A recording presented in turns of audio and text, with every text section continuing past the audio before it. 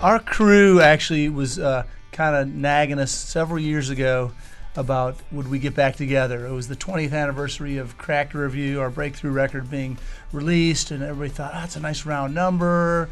Darius had been doing country for 5 or 6 years already and thought, let's tease the band and try and motivate them. But we were like, it didn't feel right at 20. And, it took about 3 more years for the conversation to come back up. And finally we started thinking, if we want to do a 25th anniversary sort of Cracked Review, we need to start planning it several years out.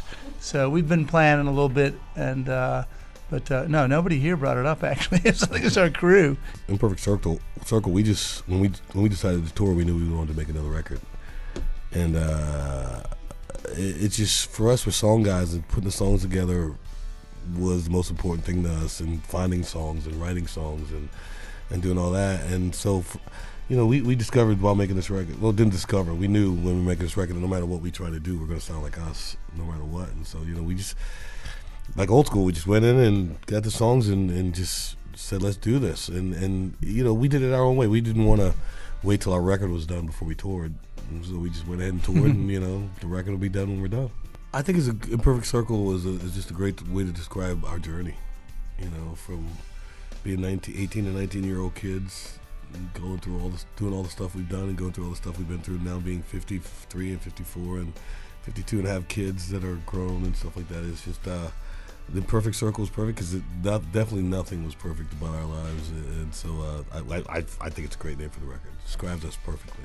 Ed Sheeran and I became friends at the beginning because of my daughter. He was starting a tour. He was starting a Taylor tour when nobody knew who he was, and it was the very beginning, and my daughter knew who he was and begged me to take her to see this Ed Sheeran guy. And it's like, all right, I know Taylor, I'll take you to see this Ed Sheeran guy. And we went backstage and hung out with him and everything. And then a couple weeks later, he played in Charleston, our hometown, and we went and hung out with him. And fast forward 12 years later or whatever it's been, and we I go to England to write with him. But he's an amazing songwriter, a great guy, and just has a sense of melody like no one I've ever written with before. He's really amazing. Oh, we were friends, man. We had a great time. He was pretty fun. He's funny. He's like, you were the first, because he said you were the first big star I met over here. And I was like, well, I wasn't really a big star in England. He's like, I had to Google you.